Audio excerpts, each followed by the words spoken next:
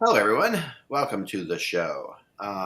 This is the same room you usually see me in, but because the ceiling is being torn out because of a massive flood in this house, it looks very different. But this is the same place I usually sleep. Tomorrow, are you going to wear your Nintendo hat since you've won your Probably could, yeah. I'm more of an Atari guy. I just listened to a great Stuff You Should Know podcast about Atari and about the beginning of that, which is a great podcast. I played Atari. I did. Yes, yeah. I just remember the skiing game, which was basically a white screen with like two red flags, and you just. Oh, it got way better than that. You know the famous story of E.T. You know, the E.T. Atari story, which is a great story. We told that on this already. We told that before, but my favorite Atari thing was Yar's Revenge. Do you remember that? No, I don't. It was a crazy little Atari game, but yeah, I mean, I played the land sea battle a lot, air sea battle rather. That was good. That was sort of like Missile Command. It was close to that. Yeah, the controller would always pull out. Yes. Well, I was always a family that we never had quite the best things. So we always had I had instead of the Izod, shirts, I had the alligator that was a little bit bigger, a lot bigger, like the fake alligator. I was over a friend's house playing this. I didn't even have Atari. I didn't have Atari right away. I had Odyssey 2, which was but Odyssey cost a lot back in the day. It was less than, my dad was always interested. I think my dad didn't like what other people had. That's why I played Stratomatic, because I couldn't afford. Stratomatic too, yeah, and so. But start us off with the pre-show, Russ. All right, pre-show is just the other day. I was having a conversation with a cousin of mine. He's a little bit older, and he lives down south, and he's a big basketball fan. And I told him, I'm not really into the Final Four and all that, and March Madness, but we talked about New York college basketball, which isn't great. And actually St. John's had been taking it on the chin for a while now. I remember Lou Carnesecca. He was a legend. I watched a lot of St. John's when he was the coach. He had the sweaters.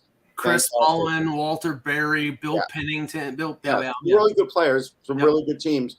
And now they have Rick Pitino. And I got to tell you, that's going to really prop up the program. That's a big name. And while he may not have been beloved with the Knicks, he's certainly beloved in most of the college world. There's going to be some heat with Rick Pitino, but this is going to work out for them. But it's sort of a circle of life, because I remember him at Providence. He started in the Big East, and then and then went on to Kentucky and the Celtics, and and I know he was at Iona for a few years and had his there was a scandal involving him. He was at the Knicks, a couple of years, I think. A couple, but it didn't have a lot of success in the NBA. It made a lot of money in the NBA, but had most of his success with Kentucky. But I mean, St. John's hasn't been on the map in terms of New York college basketball for years. But I don't know for sure. Yeah. So that's a big deal. This is going to prop up college basketball in New York. So we'll see. We'll see if St. John's can get back to form with Rick Pitino. I mean, Kev, it's weird because Buffalo is not a big college sports town in terms of basketball. University of Buffalo is in Division I, but they're not great.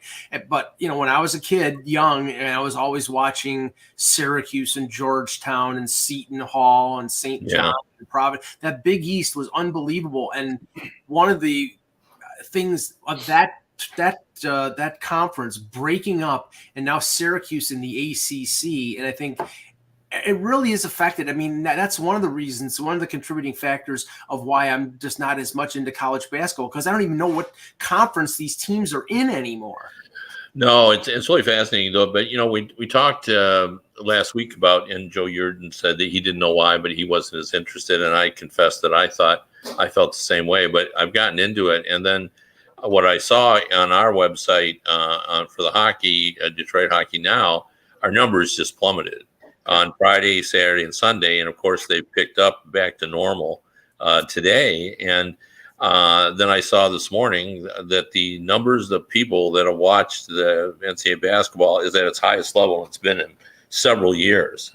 People have really gotten into it over the weekend. And I think it's a classic case of the competition created the fanfare. The other thing that was interesting I saw yesterday, and it goes to another trendy topic, which is betting, that fewer people did brackets this year. And they think it's because a lot more people are betting on the individual games, because we've reached, and that's actually easier, because usually on the first weekend, your bracket is busted and then your fun is gone. But now you can just bet individual games. So, you don't lose the team. You can pick up another team. to kind of follow through, and they're thinking that's the reason for that. So it's interesting how trends sort of change how we view things, but I think that also might explain why the viewership of college basketball is up, because now I think there's I just feel like 15 or so states that don't have betting now. I'm not sure exactly, but I'm not sure either. It's very few. I noticed it when I was driving across to Iowa last time. We're going to be doing it again soon. And you do run into these states occasionally that just don't, like, you go on FanDuel to check out what the odds are or whatever, and it would just not show up. It would be like, you can't go here. I'm like, well, that's kind of strange. But that's inevitable, right? That's kind of like inevitably. Unfortunately, there will always be states that hold out and will never have gambling. Yeah, if I had a time machine, I would go back a few days and bet Fairleigh Dickinson. It feels like that all the people who are going to sign up for betting sites have already done it. Like, there's been such a big push, but I was just told that our we have gambling ads on our website, and 20 people signed up last week on our website to join whatever FanDuel or whatever it is. But I guess people in Iowa, like, we don't know anybody in Iowa. If they had it tomorrow, they get a lot of people. Oh yeah, for sure. Every time there's a new state, you always get inundated. Also, the live casino type stuff is just killing it. I was reading an article about that. Like, the poker and the blackjack and stuff, being able to play live. I don't know. Like, this is where I'm going to differ from people. It's like, I get the online gambling. If you want to do it, great. I also don't get the online gaming, because I'd still rather be in person with people. I don't want to be at home in my living room. You live like 30 miles from Atlantic City. Well, I live 20 miles from Niagara Falls, and when I had disposable income, I could go up there and play Texas Hold'em, and I loved it. I would never bet money on an online gambling Texas Hold'em site because I don't trust it. At least, I have the cards in my hand and I'm playing against. That's why, Mike. And a lot of people, that was the case. But now with the live dealers and stuff like that, I've just heard about that actually, because I'm with Mike. I'm a Texas Hold'em guy. Yeah. I do not like playing with my friends because I hate it when you're across from people that you think they really can't afford this, right? And they're doing it. But when you're out there, but that does make a difference. Now, I've not done it, but I think I'd be more interested if I could actually see the cards being dealt. Yeah, I tried. I played around with the FanDuel live blackjack. There's a couple different kinds, but the one that's called Infinite Blackjack, which is really funny. And basically, what it is it's just one hand, and everybody is playing that one hand against the dealer. So it's not like like you'd imagine. They also have the $20. They also have like 20, but the cheapest one where you just want to sit at a table in live blackjack is like $25 a hand. Infinite blackjack can go down to 50 cents, all the way up to 5,000 or whatever. Yeah. Easier to play, but the weird thing about it is, blackjack is where people get really angry when people hit on things or don't hit on things. Yeah, because it affects things. That's stupid because you don't, that's all part and parcel of it. It's in your head, right? It is in your head. You don't know what's coming. Right. But with Infinite, you get there's a chat room going on too the whole time. So you'll get some people, like the dealer will be showing a 6 and you'll have like a 16, or you'll have an 18 and the dealer's showing a 6, and there's no reason in the world you would ever hit against this, ever. By the way, I would close the chat room. I want no part of that. But or like people that the people will be splitting tens, like when you get if you get a 20, if you get 2 10s or a king and a jack or whatever, you can split it against the dealer has like a 10, things like that are just ridiculous moves based on blackjack theory, right?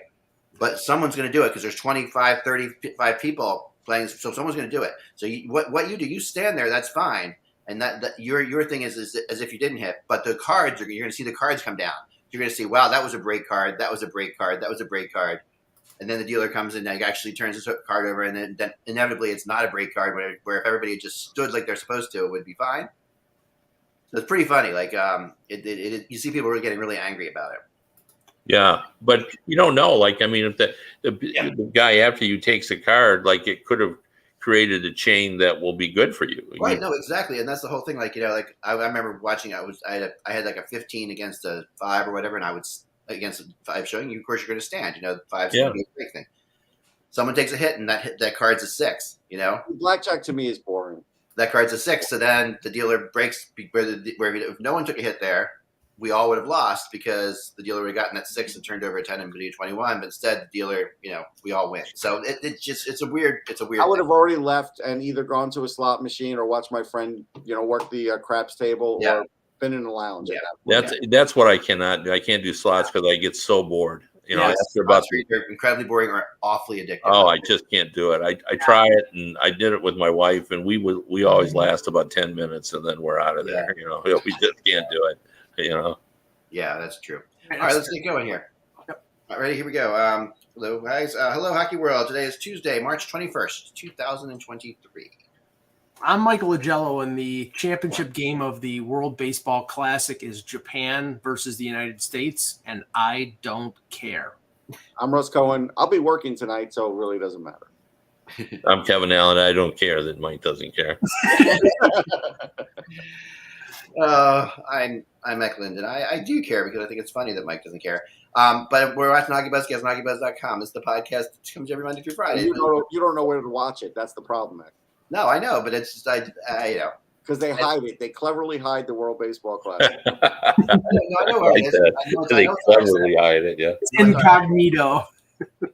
Every game's on XM. I turn on XM and I hear it. Hey, yes, that's true. Sorry, my dog's going somewhere where he shouldn't be. But I'll let you guys talk for a second. I gotta fix this 1 second. Sorry about that. Yeah, I'm disappointed that actually a South American team didn't get in. Yeah, because they're really fired up about this tournament. So. Yeah, they are.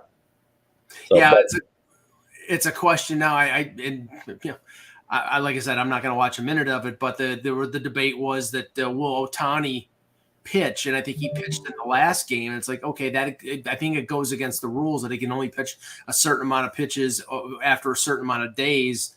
And I'm sure the Angels are not exactly happy if he sort of bends or if he tries to do something that they don't want him to do. I mean, especially in the wake of the injuries that happened to Edwin Diaz and Altuve. But anyway, I want to talk hockey. Talk hockey, and I want to start with the Calgary Flames today because the Calgary Flames are a tough. We debated this a little bit yesterday after the show. Actually, we were talking about it amongst ourselves. I just think the Calgary's a better team than they're playing. I think they're a playoff team, and I feel like they are good enough to be a playoff team in the Western Conference. Are they good enough to be a playoff team in the Eastern Conference? No. But in the Western Conference, I do think they're better than Seattle. I just do. Now the question is, they have gold. They have Markstrom as a goalie. They have way more depth in Seattle. They've got a great coach that's won Stanley Cups. You think? Yet they can't get out of their own way. And last night again, they just get walloped. And this when you heard Sutter because he's getting walloped by the Kings, right? So he's getting walloped by the Kings. And who are playing very well since they made their trades. But there you have it. They get walloped, and that really did feel like the knockout punch to the Calgary Flames playoff chances last night. It's not completely, of course, but it felt like it.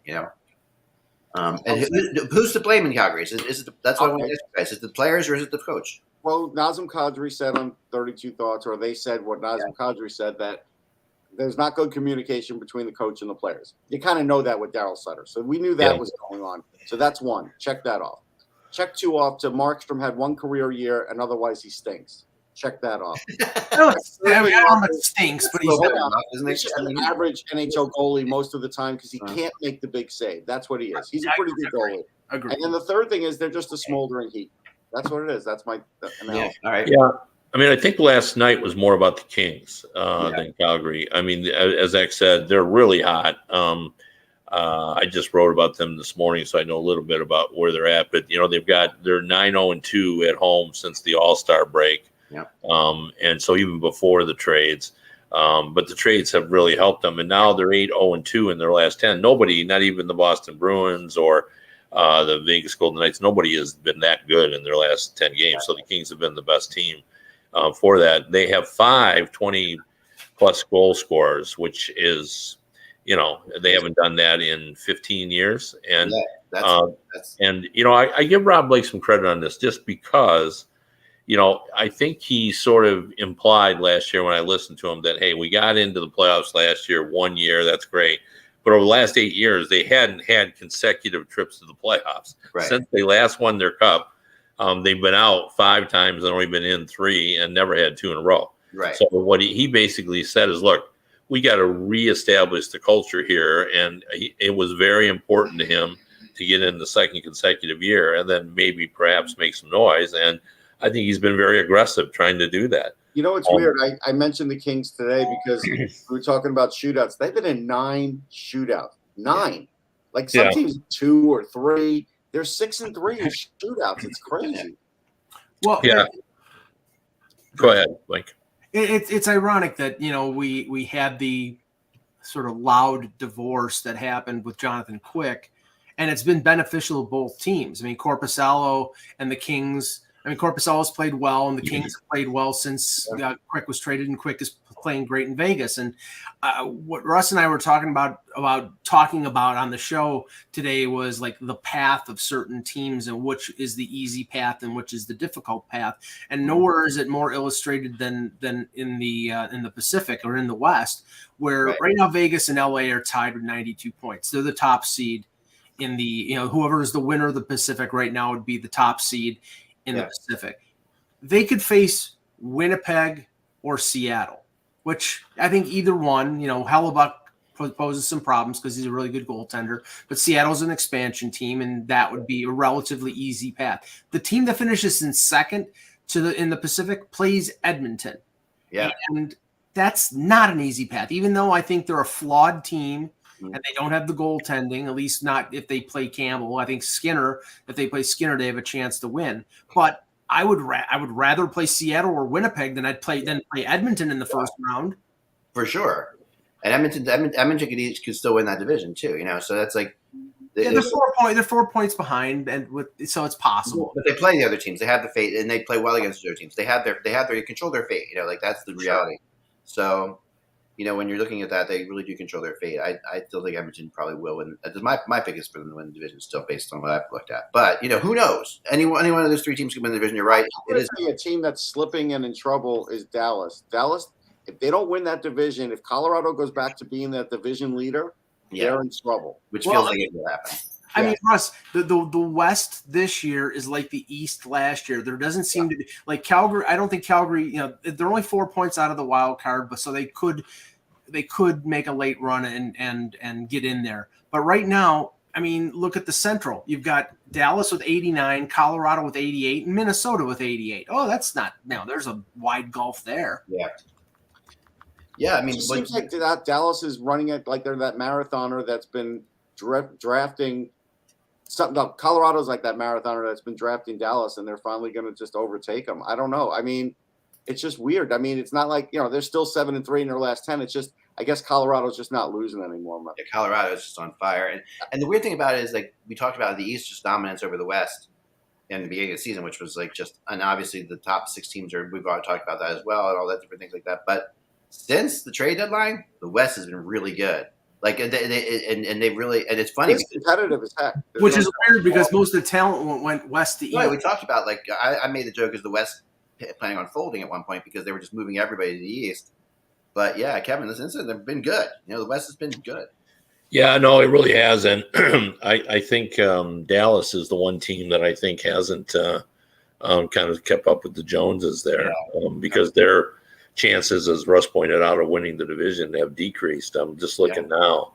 So Dallas is at 56.5% chance of winning the division that they're in. And I think it is crucial that they stay on top just to get that home ice. And, you know, but it is interesting. Like, you know, Calgary, I was just looking at this now, and now I've lost it. Let's see where it is. Okay. Calgary now is down to only a 23.9% chance of getting in the playoffs, and I remember looking at them like a week ago and they were in the 40s. Yes. It doesn't seem like Sutter is going to survive this. You know, it's getting in, and the Winnipeg is up now to 75% chance of getting in because they had dropped a little bit in that, and Florida is now at 80%. Big win. Florida, that was a huge win for them yesterday. They were. I mean, it's funny.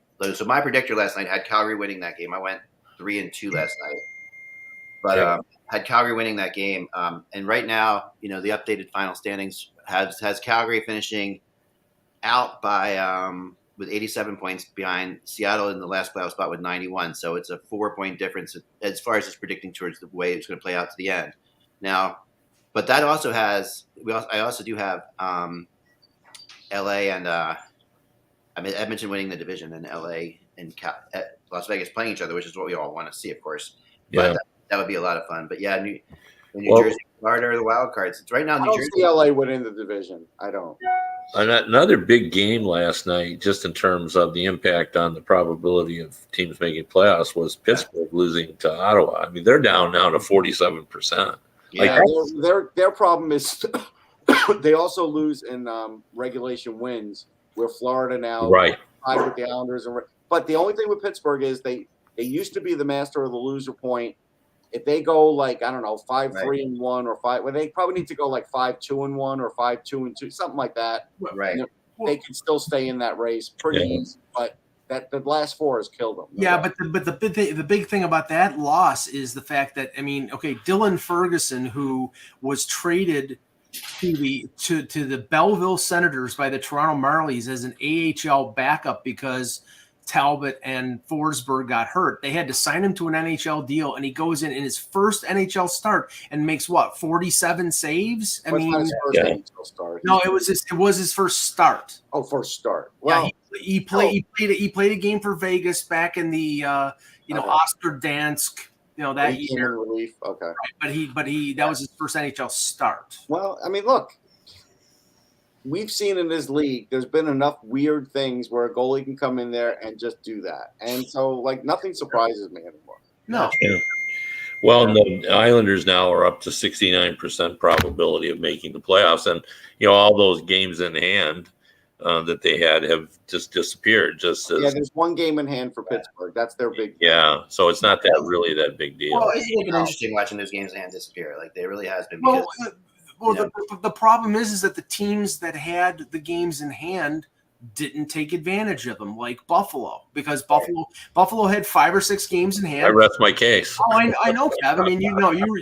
You're the prophet, but he's not the prophet yet. We'll see what the one game in hand does for Pittsburgh. Then he'll truly be the prophet. Right. But the point, and I'll probably made to the point of people being annoyed that I keep making it, is that Buffalo had an opportunity and they chose not to take advantage of the opportunity. And a lot of people in Buffalo, like you mentioned yesterday, Kev, are extremely pissed off. Yeah. The organization didn't do it. And that's the thing. When you don't make the playoffs in 12 years, no matter how positive the direction of the team is and how positive the young core of this team is, this town wanted Buffalo to make the playoffs. And the organization and their general manager did not seize on that opportunity. And I think he's not going to get fired, obviously, because he's doing a good job.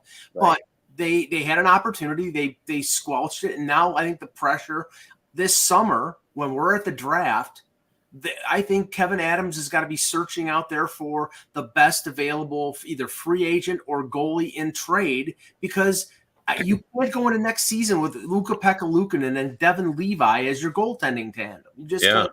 Yeah, I want to bring up something, just perception, right? So, Tampa's slowly fixing things. They're 5-4-1. They've got a .634 winning percentage. The Rangers are 7-2-1. They have a .657 percentage. And now everybody's like, the Rangers can make it to the Cup and Tampa stinks. And it's like the difference between those two teams is really not that much. Right. But the perception is massively different still. I honestly do not care what Tampa does between now and the middle of April. They could lose 11 games in a row and still finish in third place and then beat Toronto and beat Boston. I get that, but the perception right now is, the Rangers are way better than Tampa. The Rangers are doing. Yeah. I don't know. I think that I think the Rangers are really good. I think the fact that now they've had a chance to sort of blend in the new guys that have joined the team. And honestly, Carolina in that division without Svechnikov, with the goaltending being questionable, health-wise, that continues to be a problem. And without, Pacioretty, they really didn't replace Pacioretty. I think they're flawed, and New Jersey might be too young to make this run. this year. I think they're really good, but I think they might be too young. That's why they're slipping a little in the goaltending. We're still going to worry about it. I will say this. This is the one thing that surprised me about the Rangers. Only eight road losses. That could bode well for them because they're, they actually, we always talk about the home dominance, but that's pretty good road dominance right there. We never really, every year, we fail to pay homage to the idea of how hard it is to make up ground. I just go back to, coaches look at the schedule in terms of 10-game segments. And that's why, you see in the standings all the time, like how you've done in your last 10. And it's always pointed out to me, for the last 35, 40 years that, just as you would imagine, it's like your average is you're going to win at least 5 games in that stand. So, you're trying to win like 6 or 7 because it's really hard to win 8 to 10. So if you try to win 6 or 7, but if you do win 6 or 7, you're only going to gain probably in a 10-game segment 2 points because there's going to be 3 or 4 teams winning 6. So it's really hard. So like even a 4 or a 6 point lead, is going to take you 30 games to make that up. It's NHL math. It's just nuts. And as Russell often points out rightly, the extra point, the loser's point, it just makes such an incredible difference. It does, and it's just hard to make up points. It really is. And that's why, again, like I talked about yesterday, I'm all for the 3-point for regulation win thing because I think that would give the NFL a lot of excitement right now. Like if teams are trying to point out something to the chat room. So like Joe Morello says, the Rangers aren't built for the playoffs. All right, well let's see. They have Shesterkin, who last time I looked was great in the playoffs last year. They have Jacob Trouba, who last I looked ran over guys in the playoffs last year. Right. They have tremendous scoring. How are they exactly not built for the playoffs? That's what I'd like to know. I mean, the only thing I can think that he's referring to is the fact that they don't fit the style of Gerard Gallant and they're not overly tough. They're more skilled than they were last year than they were. They don't have Andrew Kopp. They don't have, if they want, they can bring up Cooley if they want. If they need to have another bigger body in there, that's fine. But I think if they were going to play the Islanders, which is what the chat room is talking about, that fourth line of the Islanders will have some probably more worth in the playoffs than they do in the regular season. Sure. But again, the Islanders are going to struggle to score against the Rangers. Even though the Rangers defense is not as good as the Islanders most of the time, they're still going to struggle to score against them. That's going to be their problem. Now, the goaltending will be great. The Islanders would definitely be in games, and it wouldn't shock me if it went to 7, but I still couldn't pick the Islanders in that series. Yeah, I couldn't either. Speaking of the Rangers, I thought it was interesting in Pierre LeBrun's survey of NHL coaches about the Norris Trophy winner. Like he pointed this out too, of all the kind of things that came out of that. One of the things he found most interesting is there was no love for Adam Fox. Which is weird. He's having a great year. Yeah, I would say exactly the same thing, Russ. Like, first of all, I just really like how he plays. And he just didn't even, really get a sniff, compared to the other. And Morrissey, which, I appreciate the fact that Morrissey's getting some credit, but, I think he was second. Which is strange. I would take Dougie Hamilton over Morrissey, honestly, and I like Morrissey a lot. Yeah, no. McAvoy. No, Matt Hamilton's doing way better than McAvoy. McAvoy is a true defenseman, right? And that's my issue here. That's my issue here. Dougie Hamilton is an offenseman. He's not a defenseman. He's still plus 20. He's improved. He's improved defensively earlier in his career. And people will not discuss him. Nobody discusses Dougie Hamilton. They do tend to. It's almost like he can't shake off his early season early career. Goals.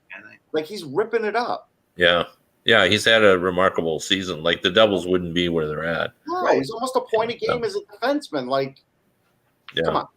Yeah, that's impressive. I mean, but yet it is Jersey, and that's what we see, right? We see it all the time. We do see it. Patrick Eliashik brought up many times, and even this year, there's no question that McDavid's going to win the MVP now. I mean, he's just taken this to another level completely. And if it's not unanimous, it should be. Now it's the question of who's second, because everybody knows who's first. Right. Well, I mean, we didn't say that on this panel, but like, does anybody think Carlson's not going to win the Norris? I think he's going to win. I think he's going to win, definitely. Okay. Yeah, and it'll be interesting, but probably be the lowest standings person to win an award in a while, right, Kevin? I mean, that's a good point. I hadn't thought about that. Maybe. I mean, I'd have to look at it. I can't track it in my head right now. Yeah, me neither. But that's an interesting thought, Eck. Yeah, I mean, I can't remember a guy whose team was in the lottery. Yeah. Right? Winning one of the big awards. Like, I can't. Yeah, which makes his numbers even more impressive. They do. I mean, he's got 87 points. He's going to get 100 points. I'm not sure. I'm looking back at the previous Norris winners. I don't know whether Calgary made the playoffs the year Giordano won a few years ago. I would say yes. I think they did. Those were the years they made it, I'm pretty sure. Yeah, but yeah, normally, I mean, we know Lidstrom made the playoffs every one of the years, and Niedermeyer did with the Devils, and Chara and Keith, and it's like, so. Yeah, I mean, I don't. That's the only one. I'll check the standings, but I'm looking back. I don't see any that didn't make the playoffs. Yeah, I mean, I think that that's just kind of like a given. We don't even think about it. Like it's one of those things. Of course, one of the best players are going to be. Now, if you're a San Jose Shark fan, can you argue that Carlson's been selfish this year? Can you argue that at all? I don't think so. Sit back and say, okay. I don't think. Who's going to say that? I don't know. He's got a lot of assists. Yeah. Calgary did make the playoffs that year. Yeah, they did, right? So I don't think he's been selfish either. But I'm just saying, what does it mean if you win the Norris and your team's in the wild card in the lottery? Like, what is that? I mean, is it really just so remarkable, like you said, Kevin, or can you not at least take some of that blame? No, I mean, I think it's remarkable that he's done that on a poor team. You know what I mean? Like you got usually, I mean, where does their offense rank? Like it can't be that high. No, if you pull him out. Yeah, I'm looking right now. San Jose is currently in the mid 20s. Yeah. So he's going to be a 100-point scorer from the blue line on a team that's 25th in the NHL in scoring. Yeah. 100-point scorer, and they have 204 goals for. So that means he's been in almost 50% of their offense. Yeah. Was it Jocelyn Thibodeau that won the Vezina? No, Jose Theodore. When he won the Vezina, he won the MVP. How good was Montreal that year? Were they pretty good? I guess they were pretty good. They made the playoffs. Okay, yeah. I'm trying to think back to 10 players, that were kind of surprising that way. The MVP is never not a playoff person. I mean, that makes sense, right? Yeah. No. So actually, I thought this, but I had to look it up. When Fox won it, the Rangers missed the playoffs in the bubble. Okay, they missed the playoffs in the bubble, but they weren't. It's the bubble. I mean, that's the bubble, and they weren't a lottery team. No. And they just missed the playoffs. And remember, a lot of people felt like they were going to make the playoffs. Right. And there was that big debate of whether they should have made the playoffs. Remember that whole thing that was going on with? Yeah. I forget who they put in there instead of them, but they. Actually, it was the year after the bubble, but it was still like during the pandemic. It was Montreal. They put Montreal in there, right? And that was the Buffalo and the Rangers missed by a point in terms of point. Montreal in there kind of screwed them. That was that's right. Yeah, so I don't know. I mean, that I can't think of anybody else. So I guess it is pretty impressive. I mean, and what does he do on another team? I mean, the other argument you can make here is obviously he has all the key minutes. He's still going to get the key minutes on another team too. Are there key minutes on the Sharks? Yeah, on every power plays on every. He just means like the lion's share. He's first power play. He's playing 26 minutes. But the thing is that his minutes don't have much consequence because that team is terrible. No. Hold on. No, but that's a good point Mike's making. Yeah. No, there's no pressure on him. Right. Okay. That's fine. But you know what? Like you said, it's a lot worse and a lot harder to generate offense when your team isn't good, it's not motivated, and you're trying to make things happen out there. That's not easy. I'm not taking anything away from Erik Karlsson's achievement, but this is an empty calorie Norris Trophy win. We can say, and he has license to take more chances Sure. than a team that's trying to play a big game, Right. would do. Like, I'm sure if he was fighting for a playoff spot, he wouldn't take all the chances he's taking now. Right. Had the trade happened with him in Edmonton, he wouldn't be, to use a Stratomatic comparison act, he wouldn't be a 4-1-4, which is an all offense, no defense type guy. He'd be a little more conservative. Right. But in San Jose, he can throw caution to the wind. So maybe he would have 75 points instead of 87. He'd still be more than a point a game. Yeah. Oh, yeah. Yeah. I mean, he's had a remarkable year. Yeah, it's an epic year. There's no two ways about it. I mean, it is. It's But this could, honestly, this could be the most boring postseason award year in recent memory, because Allmark's going to win the Vezina. He's running away with it. McDavid's running away with the Hart. We think that Carlson is running away with the Norris. If I had to bet, I would say Bergeron is going to win the Selke again, because he's having a fantastic year, and this is the last time he probably would have a chance to win it. But that's going to be a competitive race. I don't see many compelling races. Yeah, really. all right, but here's the thing: why should there have to be compelling races for? No, the NBA celebrates like all this greatness for LeBron James wins the MVP multiple years in a row. That's cool. Right. You misunderstand, Russ. I'm not saying it should be competitive. I'm just saying it is. It doesn't look like it will be competitive. It just won't be dramatic at all, right? Right. No drama whatsoever. Maybe a little with the Calder, but not a lot because it's been years. I get it, but that's just the way it is. Yeah. Yeah, I mean that's the way it is this year. Yeah, I don't think Mike is saying in a negative, just the happenstance of it all. I guess when it comes out of Mike's mouth, it comes out negative. You're just used to me saying everything negative. That's what it is. Yeah. Yeah, we have to adjust that. That's a tough one. That's a hard thing to overcome. We have to adjust that. That's a tough one. I mean, there is a chance. I'm talking about the Rangers. I talked to somebody about this today that the person thinks the Rangers are going to catch Carolina. I don't think so. I think they can catch New Jersey. I don't think they can catch New Jersey, but I don't think Carolina. Yeah, I don't know. Here's what Eck. I was talking about tonight Carolina. Play, right? So tonig's big because Carolina and the Rangers play each other tonight. So right. This is my projector thing has the Rangers winning in overtime tonight.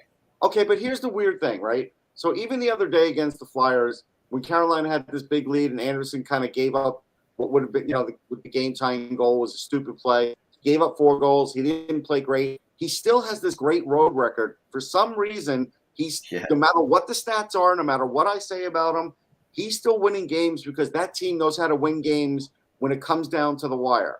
And they've won, I think, 3 games like that this year where it's come down to the wire. We talked about it in the locker room. They're used to it. They're more clutch than the Rangers. So if it comes into overtime, I'm thinking they're going to win instead of the Rangers. That's where I would say it would be a switcheroo. But I don't know. There's something weird going on in Carolina. I can't get fully behind them because of what I feel the goaltending is. But if they keep winning games, even giving up 3 or 4 goals, then I'm probably going to stick with them. Yeah. I mean, I think the Rangers have every ability to catch Carolina. I really do. And they have the ability. I just don't know. I just don't think they have enough time. It's okay, Eck. They're 6 points behind them, and Carolina has 2 games in hand. Yeah. Again, I know 2 games in hand means they have to win those games, and it's not as easy just to say that they're going to win them. But let's say I'd rather be in Carolina's spot 6 points up with 2 games in hand than the Rangers. Right. The Rangers probably have to go.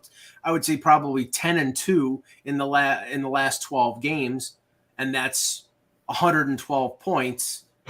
And Carolina only has to win 7 times to beat the Rangers out. So that's a tough task. It really is. My thing says 115 is going to take 115 points to win the division. Right now it has Carolina doing that, but it has the Rangers coming to 113. So it's pretty. I wanted to ask Kev this because as a fan of hockey, I'm sort of a dinosaur. I still love, the physical hockey of the 70s and the 80s and the fights and all that. That's what I grew up on. I love it. And I'm fearful of what the game will be without it. Now, over the weekend, the report came out that the Quebec Major Junior Hockey League is going to ban fighting effective next year. and we had the stuff at the GM meetings or at the meetings in Florida about fights in response to clean checks. I mean, I knew that it was going down the road in the NHL in terms of fighting going the way of the dodo bird, but I don't know whether I didn't expect it to come as quickly as it is, and with a league, a major junior hockey league banning fighting. And I know the WHL and the OHL are not planning on doing it, but now you can see the road where this is going to happen in the NHL. And I don't like it, but what do you think, Kev? Well, I mean, I think we've always been heading there, and I think they've gotten us used to it by, it just plays such a diminished role compared to what it used to, that when it happens now, you're almost going like, whoa, what happened here? Yeah. So I don't know. I'm less concerned about it. I'm more concerned about getting the hitting out of the game. And it's silly that a large percentage of the fights now are caused by legal hits. If you lay a big hit on a guy, and I've always thought that was silly. If you lay a legal hit, you shouldn't have to pay a price for that. I agree. So it's just kind of silly. So I don't know. I think it'll be interesting. There's no fighting in college hockey, but we always have a couple every year, or it seems like we do. And I'm sure that's what will be the case in the Quebec. I mean, they can still fight; they'll just be ejected. Right. So, I think Mike sounds like he was on the chairman of the board at Kodak, who held on to film for dear life. And when digital stuff came in, they got destroyed. Polaroid. I'm Polaroid. No, Polaroid's actually lived. Kodak is the dead one. Polaroid actually survived somehow. But here's the thing. I don't think the NHL will ever get rid of fighting. I've been told that. I believe that. Yeah. I'll just say that. But me personally, I'd be okay without fighting. At this point, what am I really missing? You're giving jobs to guys that 70% of the time are having canned fights. Once in a while, it's legit, and I get it. Right. You still could have the legit fight, like Kevin said, and guys will just get removed from the game if it's something where you're sticking up for your teammate. But, I mean, again, I am kind of bored with the fight where a guy whispers in his ear, you want to go? Fine, let's do it because we want momentum. I'm kind of over that. Yeah, I'm bored. I'm bored with Ryan Reeves, those types of fights. Although, the Minnesota-Washington game over the weekend, at the end of the game, Reeves wasn't on the ice, and Tom Wilson, had a confrontation with Marc-Andre Fleury, and I'm like, okay, I can't be the only one who wanted Tom Wilson out there and Ryan Reeves out there at the end of that game to have a tussle, because that to me is interesting. Yeah, no, it is. I mean, and I mean, I don't know. This is kind of this is connected, but not connected as well, but I wonder if we're going to see players like this ever, if teams are ever going to self-police these people. I was watching, I don't know, are you guys familiar with I think her name's Michelle Lambert, I think, or Elizabeth Lambert, the soccer player? No. All right. So college soccer player, university, I'll look it up right now, but she's been banned by her college for playing dirty, by her own school for playing dirty. Wow. And it is crazy. I'm going to bring up some video of stuff she did. It's unbelievable. While you're looking that up, I mean, look at sort of the negative impact that what Jordan Bennington has been doing over the last year or so, where he's getting overly physical, and he did it with Ryan Hartman last week, and people are starting to say, does this guy have a screw loose? I mean, what's going on? And you know what it is? In the 70s, if you challenged the bench, nobody thought anything of it. Now, if you challenge the bench and nothing's really going on the ice, we just look at it like, why? What the hell is this guy doing? The first thing that I brought up when I saw him challenge the bench was Rangers goaltender Dan Cloutier in a game against the Islanders, walking in front of the bench and basically saying, "Come on." Yeah. And and the Islanders players were like, "What the hell are you doing?" A couple of them wanted to jump off and kill the guy. Mike, the chat room wants to know while X looking this up: are you picking the Leafs or the Islanders tonight? I'm not picking anything. I don't. I'll let the BuzzTron 2000 do that. The BuzzTron 2000 tonight is picking the Leafs. Okay. But yeah, there you have it. So Is that what it's called? The BuzzTron 2000? I love it. I like that. BuzzTron 10,000. BuzzTron 10,000. 1,000. The upgraded model is the BuzzTron 2,000. Right. No, it's 10,000 now, Mike, because it's doing that well. Great. It's betting on FanDuel. By next week, it's going to be the BuzzTron 2 billion. Yeah, right. It is. I mean, as long as it keeps doing this, I want to show this video of this woman. This is crazy stuff. All right, so this happened a while ago, but I just saw. I mean, this happened a long time ago, 2009. But the reality is, like, if we ever see something like this, if we ever see a player, I'm going to share the screen here. If we ever see a player play this way, this is a female soccer player. Okay. If we ever see a player play this way, would they be banned forever? So here we go. Female soccer star. There's a big build up here. Yeah, I know. This is worth it. It's worth it. Trust me, it is. Okay, so here we go. I'm going to play it now.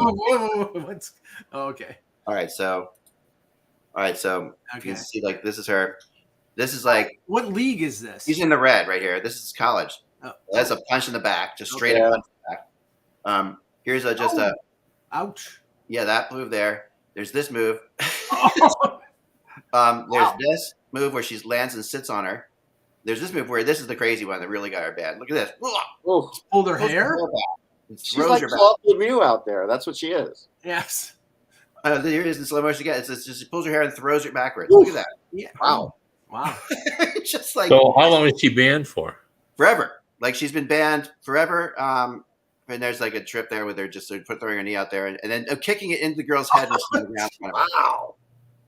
yeah, like kicking the ball into her head and the moves she all did were really sneaky. She would always make sure the ref wasn't looking when it happened. So here's my question here. Why in the world would the coach of her team put up with this? Well, they didn't eventually. They banned her for life. I mean, Yeah, but how long did it take? I don't know, but it took a while. That was one game. I mean, I don't know. Kevin could speak to this better because his wife is coach. I would think after 3 or 4 games of that, I wouldn't play her anymore. Yeah. Yeah, no, I agree. I don't know why they let her go on continuously like that. That seems like a long history it of was a while, like a couple years, and but finally they kicked her off the New Mexico. Were they getting a lot of spectators because of this? Well, her view on her video of her doing this on YouTube is 10 million views. Yeah, see that's why they kept her in there, because they were probably filling the stands because people wanted to see what she was going to do, and I as a coach would have pulled her quickly. Yeah, I mean, but I've never seen anything like Is she a good player? Do you know, Eric?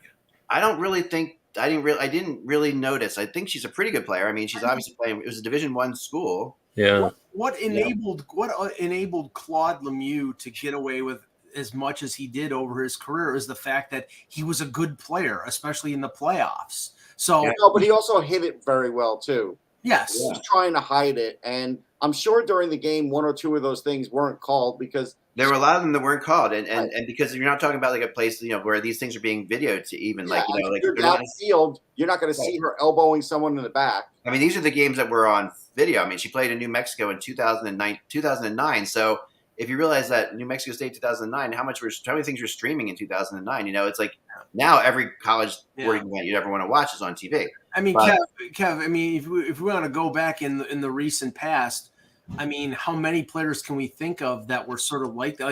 Like, in Buffalo, Dale Hunter is hated to this day for what he did.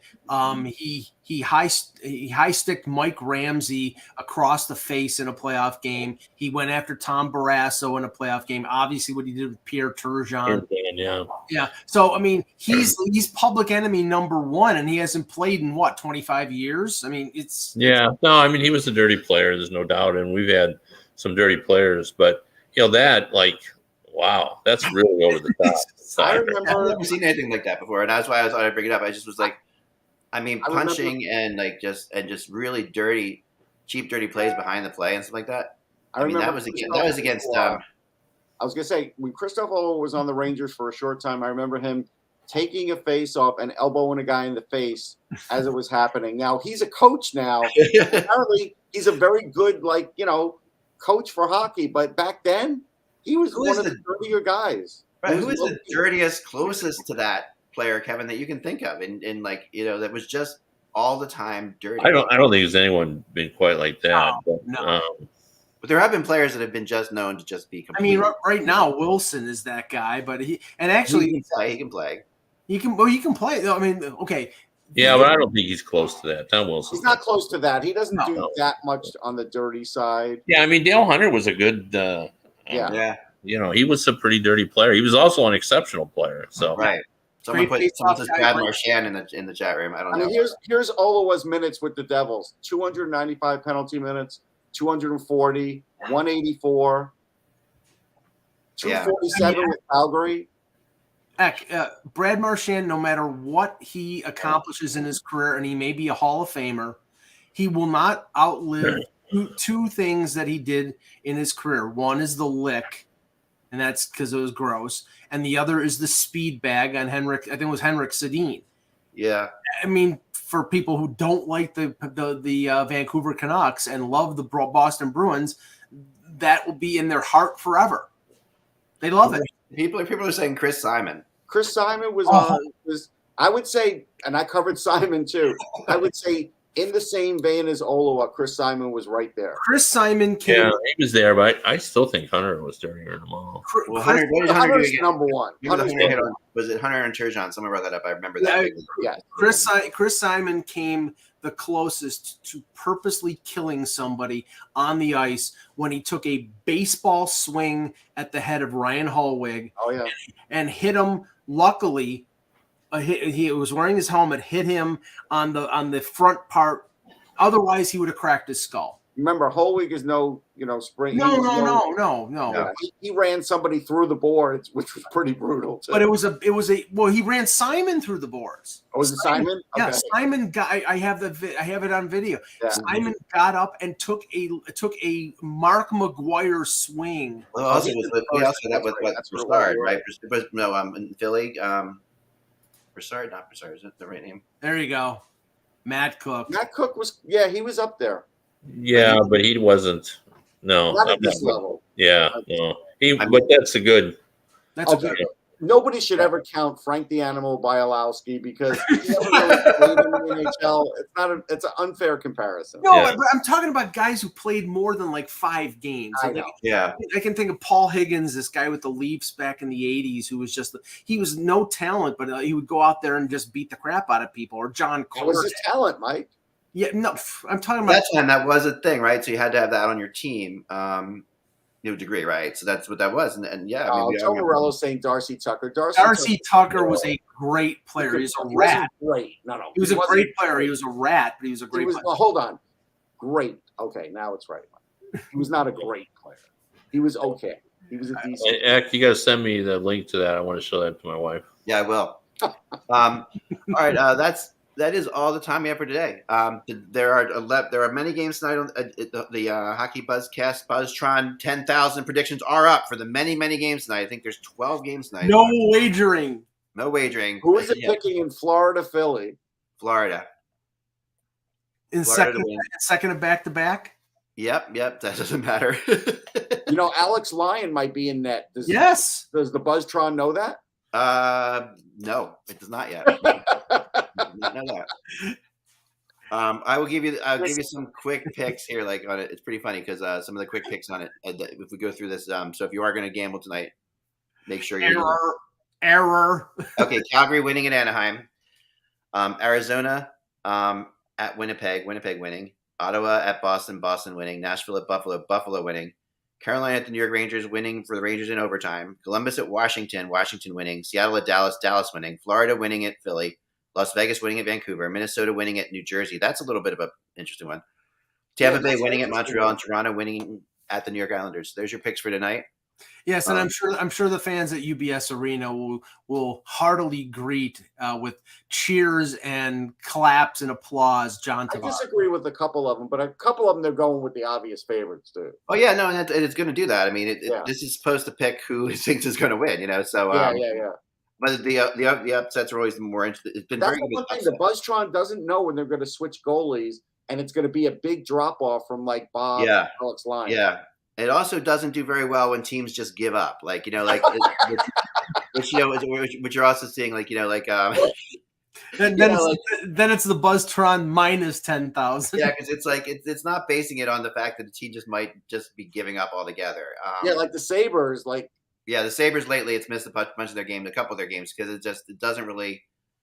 It gave them, I think, the benefit of the doubt the other night. They're a demoralized team, so that's fair. Yeah. I got to figure out a way to write that in there somehow to change it when a team just gives up. Yeah, I covered Darius Kasparaitis too, by the way, because he was on the Rangers when I covered him, but also Pittsburgh. He was right there, man. He was really dirty, but he could play a little bit too. You could call it the QQ, the quit quotient. Yeah, I need something like that. I asked my wife how I can put that in there. Can I put in there something that when the team just doesn't care anymore? Right. Could I just throw that? And she's working on that. The thing is, you would normally think it would be with like a losing team, but Buffalo has a good record. So like, how you build it into a team? But there's the other thing that happens too, and she brought this up too because we've been tracking this for a bunch of years now. That teams sometimes when they're totally out just start playing well, like they start like what we've seen with Anaheim recently, like just a team that just starts like not caring and games don't matter, so they go out there and they start.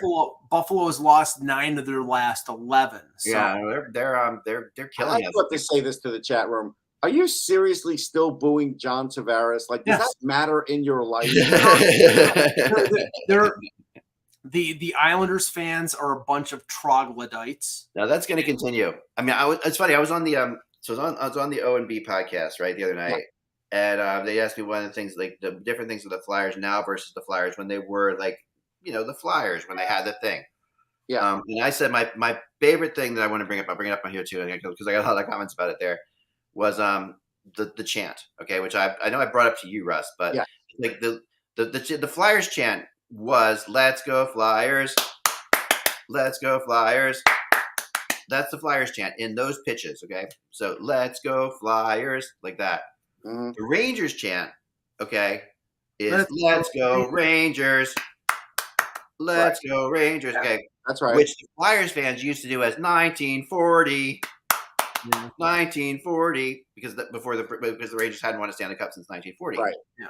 I was in the Spectrum one day when they put the "Let's Go Flyers" thing on the screen, but the organist, who I think was a guest organist at the time, played the da da da da da, like played the "Let's Go Rangers" chant on top of it and got booed relentlessly. Okay. Well, yet now, by the way, I don't know why Ranger fans still do the pop band chant. I'm pretty sure that in Montreal or Ottawa they have chanted against the Leafs chanted 67. Right. Yes. Right. But my point now is this: the Flyers chant now officially, I believe, when I've ever been to a game, has been "Let's go Flyers, let's go Flyers." That is, it's merged into the Rangers chant, which to me is something Ed Snyder would absolutely abhor. So I'm just throwing it out there as like that. If the Flyers fans want to do something to get back to where they were, they got to get back to "Let's go Flyers." I'll say this. This makes me root for Pittsburgh not to make the playoffs. That horn. I'm for the death penalty for whoever is doing that horn. You've never stood next to that horn. The rest I have when the Penguin. Joe Morello, unless you have attention deficit, and if you do, I understand. I already said I think the pot fan chant at this point, the whistle is dumb. Yeah, they don't even know who pot fan is anymore. Right. They don't know. It was great until '94. It didn't matter after that. Right. Yeah, it's and all you know about the Rangers is when they score the goal, it's hey. Right. Hey.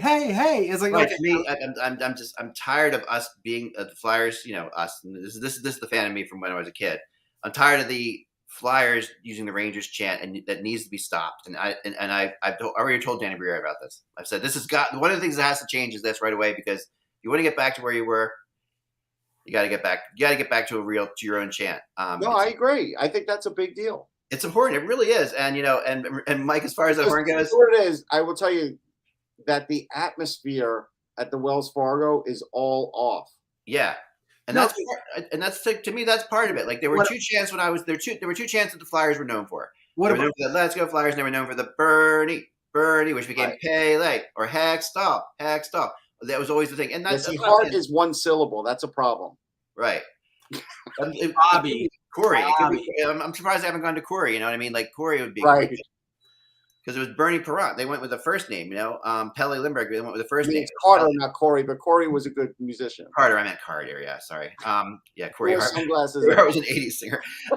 But yeah, Corey Hart wore sunglasses. What about the horn? the horn is this.